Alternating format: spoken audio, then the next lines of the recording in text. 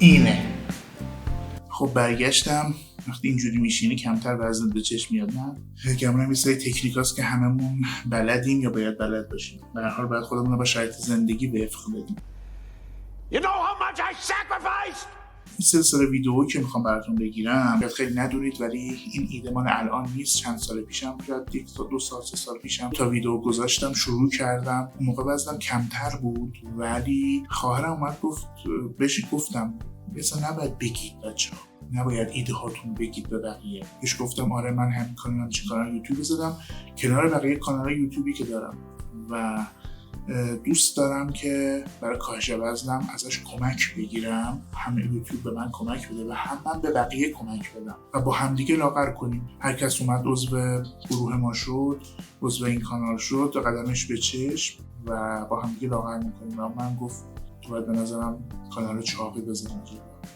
هم موقع قلبم شکست، نمیدونم یه ویدئوی دوم بعدش تولید کردم یا دیگه کلا تمام شد و تا یه مدت زیادی هم اون 2 تا ویدئو بود روی کانال روی یوتیوب و بعد از اون کلا حالت خصوصی شد، خارج شد. الان هم شما دیگه نمیبینیدش و این اولین ویدئوی رسمی کانال حساب میشه. قرار هر دفعه بعد از اینکه وزنم کم کردم درباره این هفته صحبت کنم، چون هفته اوله من صحبت زیاد ندارم درباره این هفته‌ای که گذشت بکنم، ولی خب میخوام بگم که هر هفته یک برنامه خاصی داریم. یعنی اول اینکه تجربیاتمون رو بیام به اشتراک بذاریم که این هفته گذشت چی بوده. دوست دارم تجربیات شما رو برای این هفته بدونم، کامنتاتون، نظراتتون.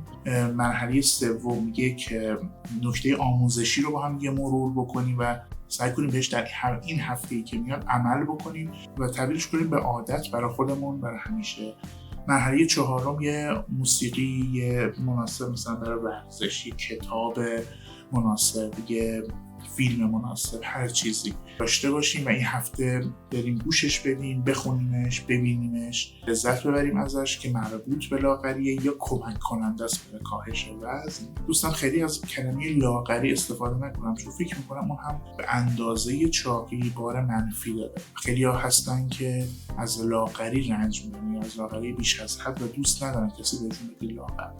ما هم بنا نیست که لاغر بشیم، ما بناست که به یک وزن متعادل برسیم. یک شنبه خودم رو وزن کردم، دیدید الان وزنم چقدر بود؟ 165.14.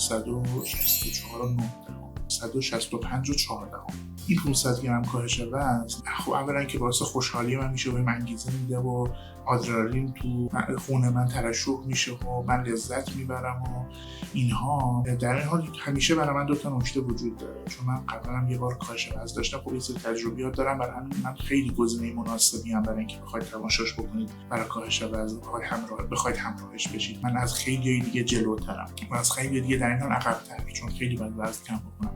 برای همین خیلی به دردتون می‌خوره. امیدوارم که این سلسله ویدیو به دردتون بخوره و این ویدیوهایی که من تولید میکنم خیلی به دردتون بخوره. هر جای دنیا که هستی بتون استفاده بکنید. اولش اینقدر قره نشین بگین واو مثلا الان اگر تا الان 1 بشقاب برنج می‌خوردیم، 1 بشقاب ماکارونی می‌خوردیم، غذایی از دیروز داریم، دیروز 1 بشقاب ماکارونی خوردیم، روزم همون 1 بشقاب می‌خوریم. اگر ما همون میزان غذایی که خوردیم رو اصلا ادامه بدیم که هفته گذشته داشتیم، شاید منجر به ثبات وزنمون بشه، کاهش وزنمون نشه. پس قره نباید بشیم کلا و بهش فکرم زیاد نکنیم. عادت‌های غذایی، عادت‌های سبک زندگی رو داشته باشیم و اینو هم رسول به نکته آموزشی این هفته که من می‌خوام بهش این هفته عمل بکنم. واقعا چیزی که از نظر علمی هم ثابت شده است، دانشمندا میان اینجا به کمک ما هورمون گرسنگی و هورمون سیری داریم بچه‌ها. چیزی که کشف شده، میتونید تو اینترنت هم بزنید تحقیق بکنید درباره‌اش. و یه عامل مهم برای تنظیم این هورمون‌ها خواب هم به این شکل که میزان ساعت خوابمون از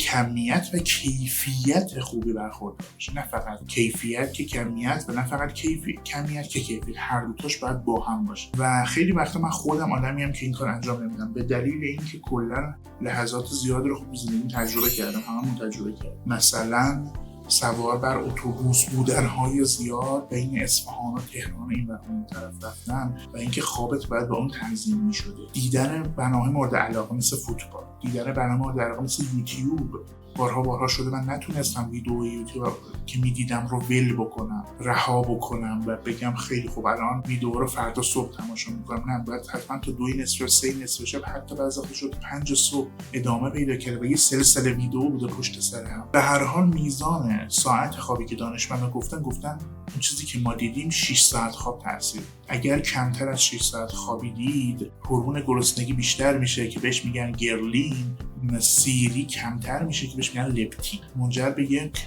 ولع بیش از اندازه میشه. پس حالا سبک و سیاق‌های مختلف زندگی عادت‌های ما رو شکل دادن، ما باید سعی کنیم عادت بدونیم. این یکی از اهداف من برای این هفته خواهد بود، دیرتر از 12 نخوابم.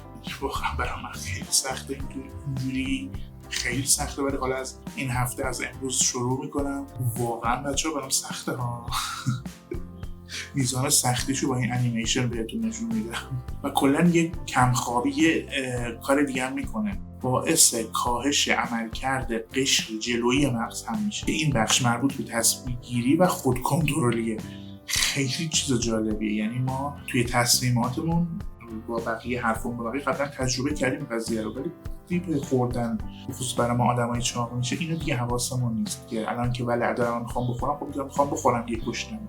خود کنترلی از بین میره، هم ولع بیشتر میشه. خب این دیگه خیلی بس تأثیر داره. حالا ممکنه یکی از شما باشه که کلا شب کاره، دیگه من برای اون راه حل زیادی ندارم، دیگه خودت راه حلشو پیدا کن. منابع علمیش هم بچه‌ها روی صفحه براتون میذارم، حتما تو دیسکریپشن براتون میذارم، هر چیزی مناسب تره منابع علمی این صحبتی که کردیم، چون قرار این بخش علمی ما باشه. یه پیشنهادم براتون دارم، یه موسیقی انگیزشی برای اینکه گوش بدید هفته هر روز، هر موقعی از روز که دوست داشتید، یا موقع ورزش، یا موقع پیاده‌روی، یا هر موقع دیگه. موسیقی آی آف د تایگر، چشم ببر از سوروایور. هدف گذاری بر هفته بعد. هدف گذاری اولم شد اینکه این هفته من نهایت تلاشم بکنم ساعت 12 شب بخوابم و 6 صبح از خواب بلند شم، یا بیشتر بخوابم 7 صبح مثلا از خواب بلند شم، ولی 12 دیرتر نشه. برای شما که دارید کاهش وزن انجام میدید بگید که بزرگترین چالشتون چیه؟ دوست دارم بدونم. اگر خوشتون اومد حتما ویدیو رو لایک کنید، سابسکرایب یادتون نره. هفته آینده منتظرتونم با یه وزن جدید که برام کمتر شده باشه.